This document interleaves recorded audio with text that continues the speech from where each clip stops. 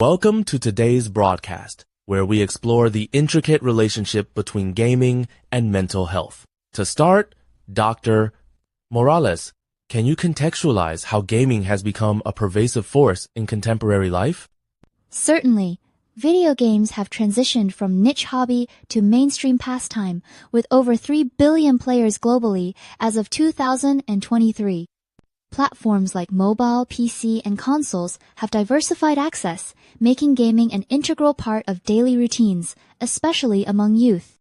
That's a staggering number. Given this ubiquity, how do you see public perceptions of gaming evolving, particularly in relation to mental well-being? Public opinion remains divided. While some view gaming as a potential threat to mental health, others recognize its community building and stress relief benefits. Ongoing research helps clarify these nuanced perspectives. Let's delve into the benefits. Recent surveys suggest gaming can foster resilience and problem-solving skills. Could you elaborate on the psychological upsides associated with regular gameplay?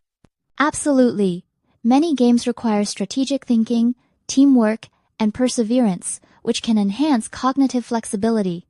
For example, puzzle-based games have shown to improve executive function, while multiplayer titles can strengthen social bonds through shared goals. It's interesting how these skills translate outside the virtual space. Are there any studies quantifying these advantages, perhaps in academic or workplace settings? A 2021 Oxford University study found that moderate gamers reported higher life satisfaction.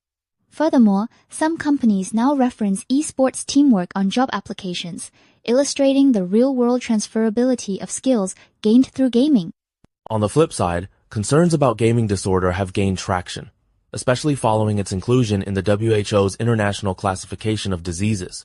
What criteria define problematic gaming? Gaming disorder is characterized by impaired control over gaming, increasing priority given to gaming despite negative consequences, and continuation or escalation despite harm. The threshold typically involves persistent patterns over at least 12 months. That's quite specific. How prevalent is this condition, and who is most at risk?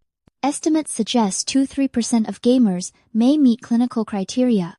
Adolescents and those with underlying mental health issues, such as anxiety or depression, are at higher risk, underscoring the need for early intervention.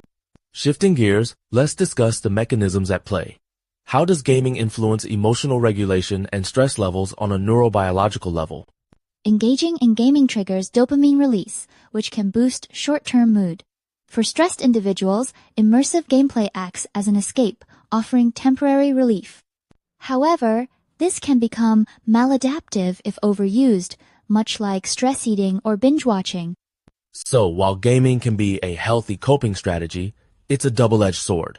Are there particular genres more associated with positive or negative outcomes? Casual and cooperative games typically elicit positive emotions, whereas highly competitive or violent games can induce frustration or aggression, particularly in susceptible individuals. Community interaction is a cornerstone of modern gaming. How do online gaming communities function as support networks, and what risks do they pose? Online guilds and forums can foster belonging, especially for those feeling isolated offline. However, they're double-edged. Exposure to toxic behavior, cyberbullying, or harassment can exacerbate anxiety or depression for vulnerable players. Does the structure of these communities influence user experiences? Games with positive moderation and inclusive design tend to cultivate healthier spaces. Conversely, competitive environments with little oversight can breed hostility. Social skills are another hot topic. Some say gaming improves communication, while others believe it hinders face-to-face interaction. What does the evidence suggest? Research is mixed. Cooperative games can enhance negotiation and teamwork skills, but excessive solo play may correlate with reduced offline social engagement. The context and type of interaction matter greatly. Could you provide a concrete example of these dynamics at play? Take Minecraft servers. Players collaborate on complex builds, practicing conflict resolution. In contrast, spending hours in single-player titles may lead to social withdrawal if not balanced with offline relationships.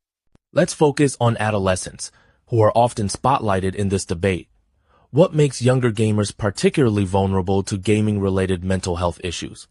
adolescents' brains are still developing impulse control.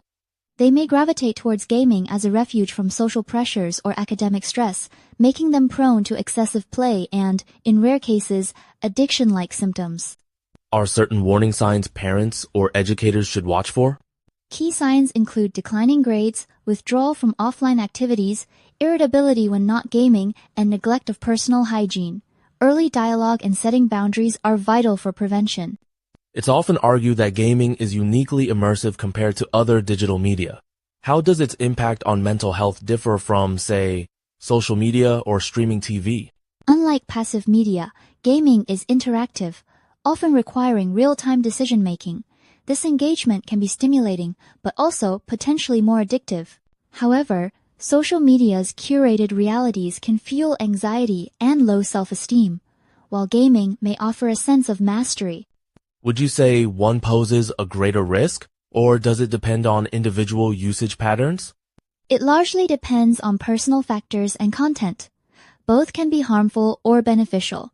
For example, competitive gaming may elevate stress, whereas watching uplifting content might improve mood.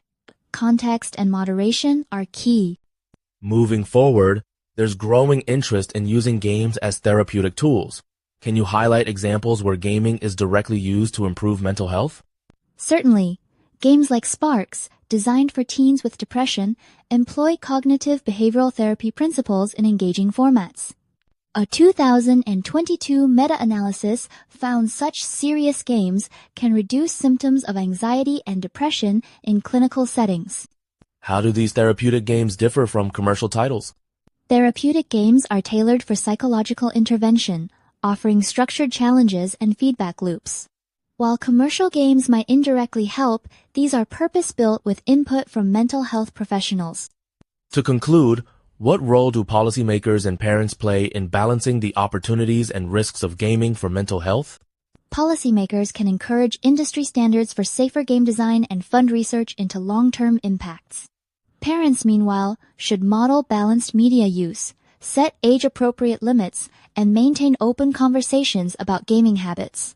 Looking ahead, what innovations might we expect in this space?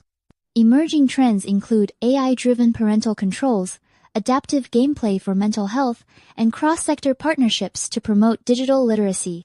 The goal is to maximize gaming's benefits while mitigating risks.